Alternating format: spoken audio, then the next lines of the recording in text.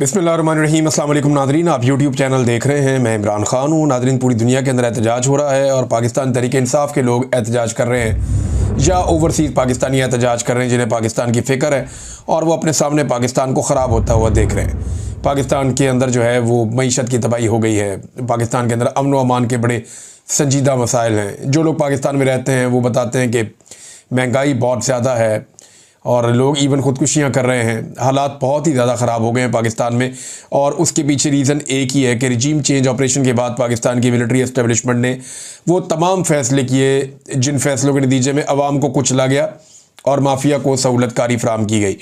अब जो पूरी दुनिया के अंदर ओवरसीज़ पाकिस्तानी एहतजाज कर रहे हैं उसमें जो एक अलग एलिमेंट है, मैंने आपको पहले भी बताया था, वो ये है कि मौजूदा जो सियासतदान है उन्हें कोई घास भी नहीं डाल रहा। कोई नवाज शरीफ पे, जरदारी पे, शहबाज शरीफ पे, किसी पे कोई तनकीद नहीं कर रहा। सारी की सारी तनकीद फील्ड मार्शल आसिम मुनीर साहब पे हो रही है। उन्हीं के पोस्टर्स उठाए हुए हैं, उन्हीं के खिलाफ एहतजाज किया जा रहा है, उन्हीं के खिलाफ बैनर्स उठा लेते हैं ओवरसीज़ पाकिस्तानी। या इमरान खान साहब के हक़ में निकलते हैं या वो आसिम मुनीर साहब के ख़िलाफ़ निकलते हैं। और किसी सियासतदान से ऐसा लगता है कि ओवरसीज़ पाकिस्तानियों को कोई मसला नहीं है। शायद उन्हें ऐसा लगता है कि सियासतदानों में उन्हें कोई दिलचस्पी अब नहीं रही, बल्कि सारा फोकस मिलिट्री एस्टेब्लिशमेंट की मुदाखलत पर है। अब इदारे के लिए ये सोचने की बात है कि जिन लोगों के लिए उन्होंने अपनी इज्जत की कुर्बानी दे दी, वो लोग साफ दामन बचाकर निकल गए। यानी सियासतदानों पे कोई उंगली उठाने के लिए भी तैयार नहीं है। और सारे के सारे, चाहे वो पाकिस्तानी हैं चाहे वो ओवरसीज़ पाकिस्तानी हैं, सब यही समझते हैं कि जो कुछ भी हुआ वो मिलिट्री एस्टेब्लिशमेंट ने किया और वो पाकिस्तान की फ़ौजी क़यादत को इसके लिए रिस्पॉन्सिबल समझते हैं। जनरल बाजवा ने इस खेल का आगाज़ किया था। Field marshal general Asim Munir साहब के दौर में भी ये खेल जारी है। तो लोगों की तनकीद मिलिट्री एस्टेब्लिशमेंट के ऊपर है। फ़ौज कोई भी काम करती है लोग उसके खिलाफ हो जाते हैं बिला वजह। यानी ऐसा नहीं है कि सारे काम बुरे ही हो रहे हों, लेकिन फिर भी लोगों ने ज़हनी तौर पे अपने आप को आमादा कर लिया है कि क्योंकि अवामी मैंडेट का एहतराम नहीं किया गया, क्योंकि इंसानी हकूक़ की धज्जियाँ उड़ाई गई, क्योंकि उन लोगों को लाकर बैठाया गया ज़बरदस्ती जिन्हें लोगों ने रिजेक्ट किया था, तो लोगों के अंदर एक फितरी किस्म का रिएक्शन पैदा हो गया है और वो लगातार बढ़ता जा रहा है। यहाँ मैं कुछ और अजीब चीज़ें देख रहा था। यानी आसिम मुनीर साहब पाकिस्तान में या पाकिस्तान के बाहर इस तरीके से डिस्कस हो रहे हैं जैसे कोई नॉर्मल फ़ौजी डिस्कस होता नहीं था। यानी हमने देखा कि जनरल बाजवा ऐसे डिस्कस नहीं होता था, जनरल राहील शरीफ ऐसे डिस्कस नहीं होता था, जनरल कियानी ऐसे डिस्कस नहीं होता था। सिर्फ मार्शल लॉ एडमिनिस्ट्रेटर्स या जो डिक्टेटर्स थे वो इस तरह से डिस्कस हुए हैं। पाकिस्तान के मीडिया को आप देखें, पाकिस्तान के सोशल मीडिया को आप देखें, सबके सब हाफिज़ सैयद आसिम मुनीर फील्ड मार्शल को डिस्कस कर रहे हैं। इसी तरह पाकिस्तान के बाहर भी और नेगेटिव अंदाज में लोग डिस्कस करते हैं। इवन अखबारात के अंदर जरीदे छपते हैं, मुख्तलिफ जगह पे डॉक्यूमेंट्रीज छपती हैं कि आसिम मुनीर साहब ने अपनी ताकत में बहुत इजाफा कर लिया है, इनके अमेरिका के साथ ताल्लुकात बढ़ रहे हैं। डिफरेंट जगह पे डिफरेंट तरह के आर्टिकल्स और चीज़ें छपती रहती हैं। तो वो इस तरह डिस्कस हो रहे हैं जैसे कोई डिक्टेटर डिस्कस होता है। एक नॉर्मल फौजी या एक आर्मी चीफ इस तरह से डिस्कस नहीं होता। और एक और हैरत की बात मैं आपको बताता हूँ, मैं देख रहा हूँ कि PMLN के जो MPs MNAs हैं या मकामी ओहदेदारान हैं, यानी इनको तो तैयार किया था मरीम नवाज़ ने और नवाज शरीफ ने इनकलाबी बनाने के लिए। इनको तो वोट को इज्जत दो का नारा दिया गया था जिससे पब्लिक भी इनके करीब आ गई थी। लेकिन अब ये मफाद परस्त टोला जो है ये अजीबोगरीब हरकतें कर रहा है।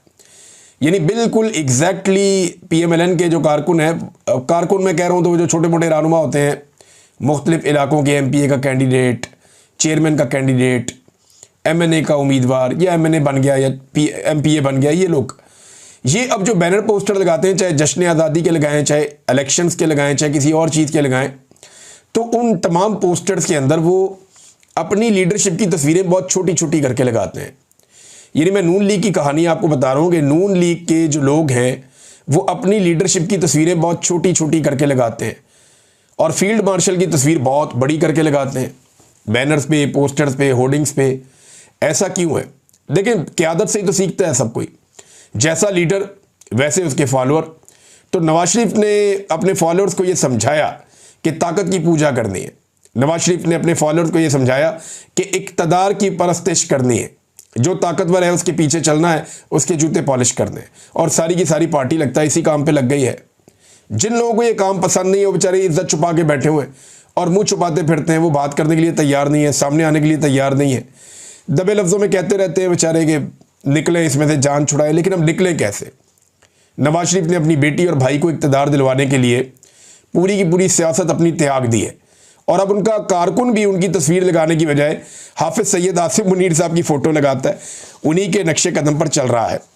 हत्ता कि जश्न आज़ादी के हवाले से जो होर्डिंग्स लग रहे हैं शहरों में, या इस हवाले से जो प्रोग्राम्स के बैनर्स लग रहे हैं, पोस्टर लग रहे हैं, उनमें भी हमें अल्लामा इकबाल रहमतुल्लाह अलैह जिन्होंने ख्वाब देखा पाकिस्तान का, उनकी फ़ोटो नज़र नहीं आती।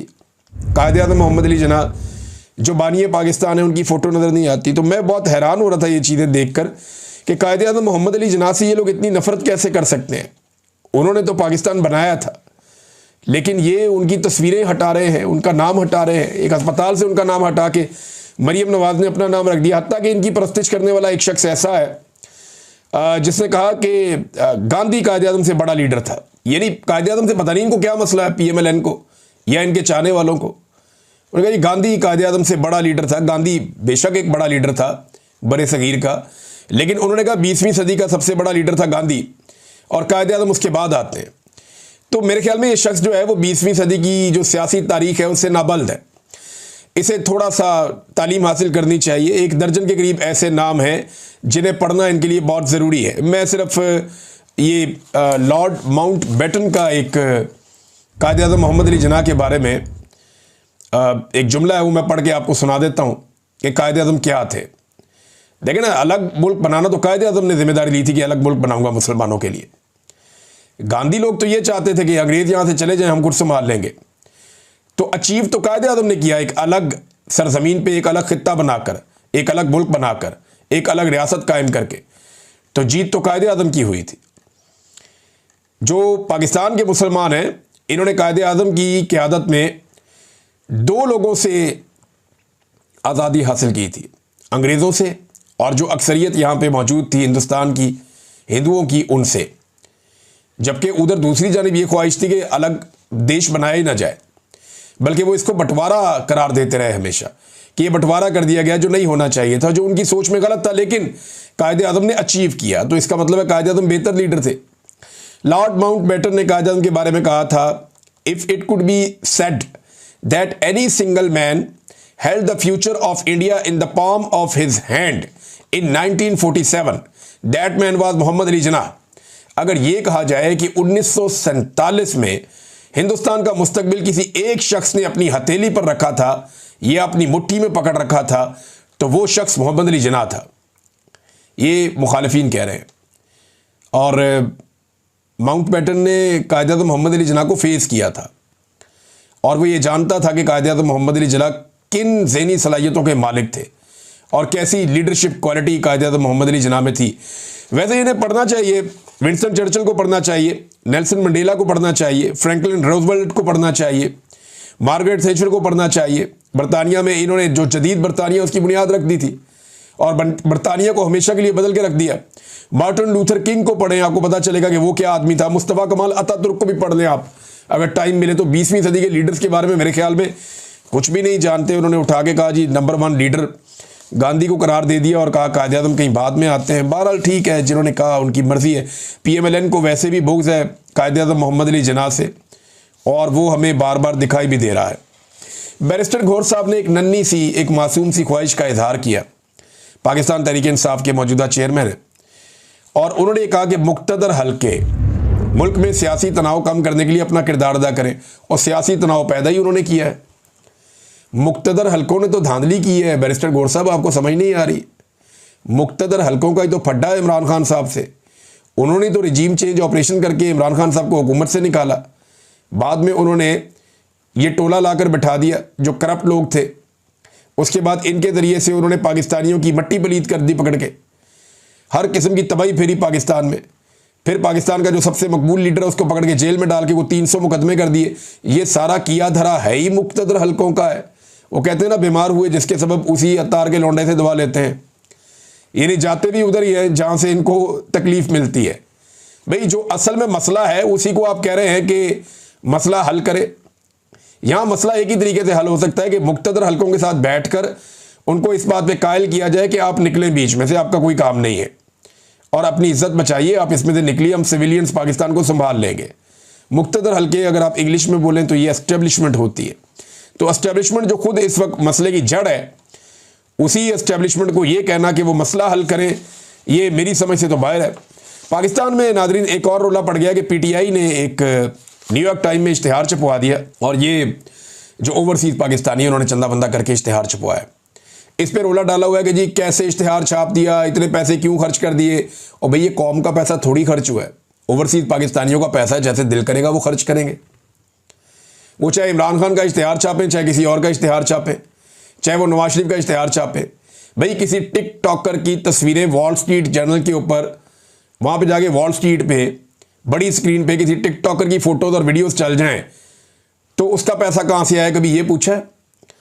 60-60 सफ़ों के इश्तिहारात पाकिस्तान में अखबारात में छाप दिए, कभी ये पूछा है?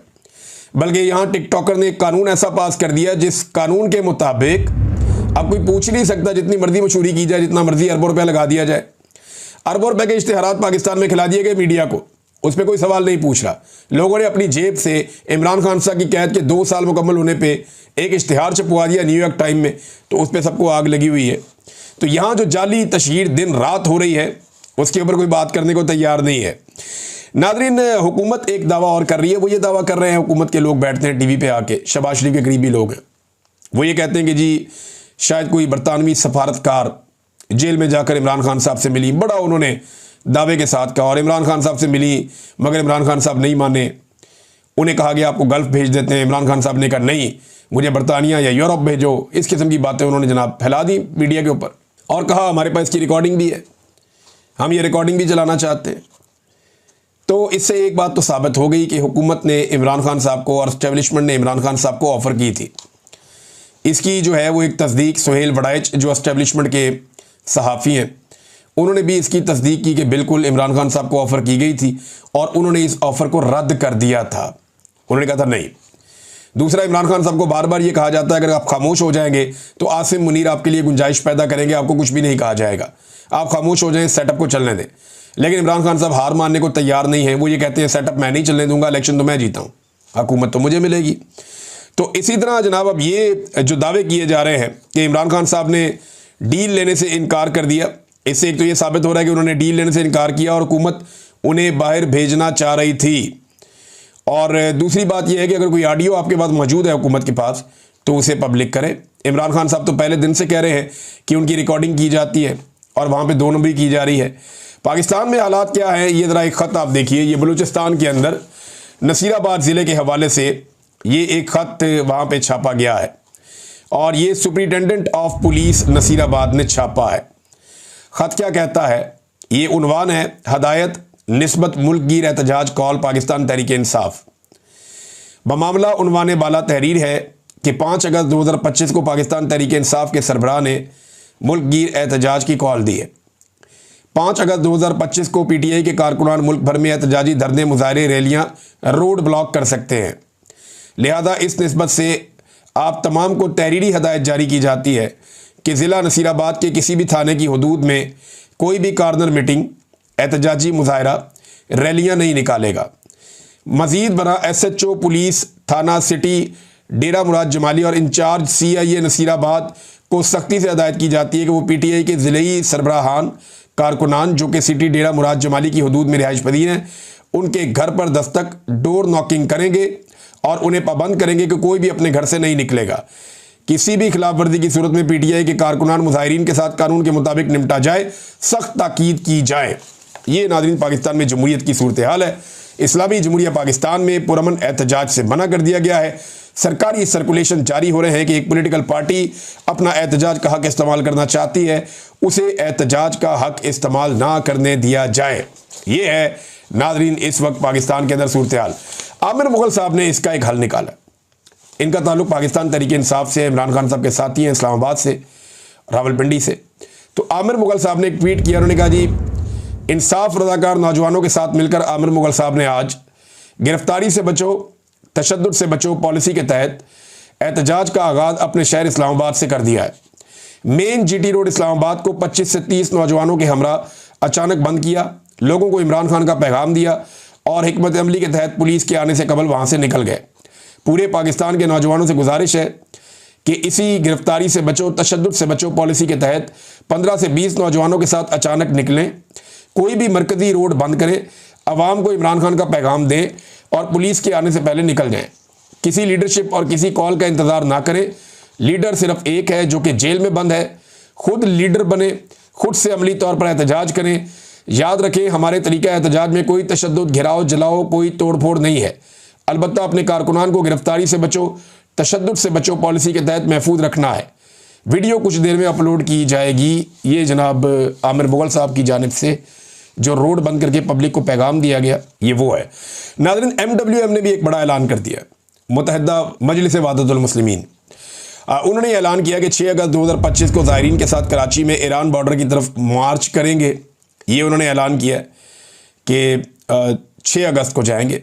अब क्योंकि हुकूमत ने बंद कर दिया, जो ज़ायरीन है जो ईरान जाते हैं ज़ियारतों के लिए, उनके लिए ज़मीनी रास्ता बंद कर दिया था। और ये ज़मीनी रास्ता एक सस्ता रास्ता है, गरीब लोग इसमें जा सकते हैं। लोगों ने होटल बुक किए हुए हैं, आगे ट्रांसपोर्ट बुक की हुई है, सारा पैसा वैसा भरा हुआ है।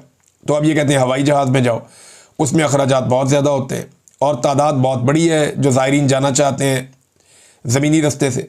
तो ज़मीनी रास्ता वो सरकार कह रही है जी उन्होंने हाथ खड़े कर दिए, क्योंकि ज़मीन पे हमारा कंट्रोल नहीं है। बलूचिस्तान की सरजमीन पे दहशतगर्दी होती है, हम नहीं कर सकते कुछ, लिहाजा उन्होंने रोक दिया। अब ये कह रहे हैं जी हम जा रहे हैं मार्च करते हुए ईरान बॉर्डर की तरफ और 6 अगस्त को ये लोग कराची से निकलेंगे। MWM के लोग, ये भी एक ऐलान हो चुका है।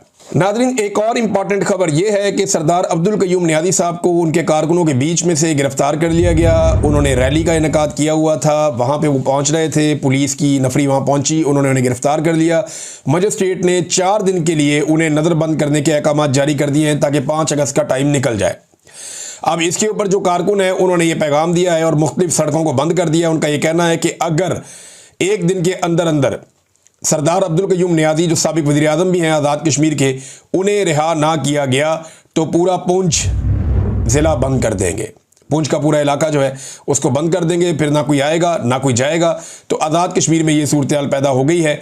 रीज़न, सरदार अब्दुल कयूम नियाज़ी जो साबिक वज़ीर आज़म है उनको गिरफ्तार किया गया। वो एहतजाज करना चाहते थे इमरान खान साहब के हवाले से। दूसरी जानिब क्रैकडाउन नाज़रीन बहुत तेज़ी से जारी है। पूरे पंजाब में ज़बरदस्त किस्म का क्रैकडाउन हो रहा है। एक वीडियो सामने आई जहाँ पे तहरीक इंसाफ के नौजवानों पे मुबैना तौर पे ये वीडियो के अंदर नजर आ रहा है तशद्दुद किया जा रहा है, उन्हें घसीटा जा रहा है। एडवोकेट सलमान शाहिद ने दावा किया कि ये सारे PTI के लड़के हैं, तो उनके साथ पुलिस जो सलूक कर रही है मैं देखकर हैरान हो रहा था कि चोरों डाकुओं वाला सलूक जो है वो आम नौजवानों के साथ, जो काम करने वाले नौजवान हैं, उनके साथ किया जा रहा है। और दूसरी जानिब एक वीडियो आई है जो पुलिस स्टेशन लियाकताबाद लाहौर से है, उसके बाहर खड़े हुए लोग ये बता रहे हैं कि थाने के अंदर उसको सील कर दिया गया, थाने को, उसके अंदर बच्चों को और ख़वातीन को गिरफ्तार करके लाया गया है। और इन बच्चों को गिरफ्तार करने की वजह यह है कि ये बच्चे इमरान खान जिंदाबाद के नारे लगा रहे थे, कौन बचाएगा पाकिस्तान, इमरान खान, इमरान खान। तो ये नारे लगाने की वजह से बच्चों को पकड़ के थाने में ले गई पुलिस। अब आप अंदाज़ा करें कि इमरान खान का खौफ इस पूरे निज़ाम के सर पे चढ़ के बोल रहा है। पाकिस्तान तहरीक इंसाफ का इस पे मौक़िफ़ आया कि 5 अगस्त का खौफ, फस्तायत अपने अरूज पर। रात के इस वक्त भी लाहौर में तहरीक इंसाफ के खिलाफ सख्त तरीन क्रैकडाउन जारी है। अभी तक गिरफ्तार कारकुनों की तादाद 150 से ज़ायद हो चुकी है। छोटे बच्चों को भी गिरफ्तार किया जा रहा है। घरों, दुकानों, डेरों पर छापे मारे जा रहे हैं। हमारे वकला को मिलने की इजाज़त भी नहीं मिल रही। पंजाब हुकूमत शर्म करो। वो पंजाब हुकूमत ने तबाही फेरी हुई है। मरियम नवाज़ को इस बात की परवाह नहीं है, बिल्कुल परवाह नहीं है। मैं हैरान होता हूँ इस किस्म के लेटर जो हैं वो सरकारी लेटर पैड से ऊपर, वज़ीर आज़म का भी लगा हुआ था एक जगह पे, वो गर्दिश कर रहे हैं सोशल मीडिया पे, जिन पे लिख लिख के देते हैं PMLN के अहदेदारान या सरकारी लोग कि ये बंदे पहले PTI में थे, अब ये PMLN ज्वाइन कर ली है, लिहाजा इनको पुलिस गिरफ्तार ना करे। अंदाज़ा करें आप, यानी बंदों के नाम लिखते हैं, उसके ऊपर लिखते हैं कि ये बंदे पहले PTI के अंदर थे, अब ये PMLN को ज्वाइन कर चुके हैं, लिहाजा अब इन्हें गिरफ्तार ना किया जाए। मुझे अच्छी तरह याद है कि जब परवेज़ मुशर्रफ का दौर था, एक डिक्टेटर का दौर, उस दौर में यही कुछ नून लीग के साथ होता था। नून लीग के जो लोग काफ लीग में शामिल हो जाते थे उनकी गिरफ्तारियां बंद हो जाती थी, और जो लोग नून लीग के अंदर रह जाते थे नवाज शरीफ के साथ, उन्हें गिरफ्तार किया जाता था, उन्हें तंग किया जाता था। तो अक्सर लोग ये इस किस्म के लेटर या अपने कार्ड के पीछे या वो लिख कर दे देते थे कि अब इन्हें गिरफ्तार ना किया जाए, इनका ताल्लुक काफ लीग से है। तो उस बंदे को सत्ते खैरा हो जाती थी, उन्हें फिर पुलिस गिरफ्तार नहीं करती थी। लेकिन यहाँ पे आप ये देखें कि वही आज नून लीग सब कुछ कर रही है जो डिक्टेटर के दौर में नून लीग के साथ हुआ है। और आज तो डिक्टेटर है भी नहीं ना, जमहूरी दौर कहा जाता है, सो कॉल्ड। लेकिन इमरान खान साहब कहते हैं मुल्क में तो डिक्टेटरशिप नहीं, मार्शल लॉ नहीं, आसिम लॉ इस वक्त नाफिज है और सब कुछ वो किया जा रहा है जो सैयद आसिम मुनीर साहब को फ़ायदा पहुंचा सकता है। नाज़रीन, अब तक के लिए इतना ही। अपना ख्याल रखिएगा, अपने इस चैनल का भी। अल्लाह हाफ़िज़।